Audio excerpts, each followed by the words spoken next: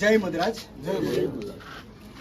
తెలంగాణ ముఖ్యమంత్రి వర్యులు శ్రీ రేవంత్ రెడ్డి గారు తమ కాంగ్రెస్ పార్టీ మేనిఫెస్టో అభయహస్తంలో ముదిరాజులను బీసీడీ నుంచి బీసీఓలోకి మారుస్తామని హామీ ఇచ్చి ఉన్నారు.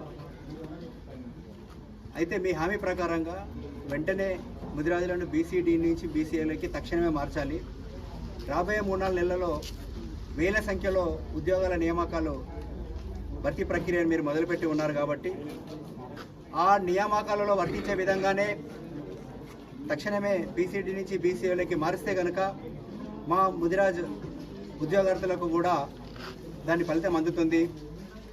అడిగితే కానీ అమ్మైనా అన్నం పెట్టది అని భావించి రాష్ట్ర వ్యాపితంగా ఉన్న ఎంఆర్ఓ ఆఫీసుల ద్వారా ముదిరాజులందరూ ఈ వినతిపత్ర కార్యక్రమానికి శ్రీకారం చుట్టి ఉన్నారు.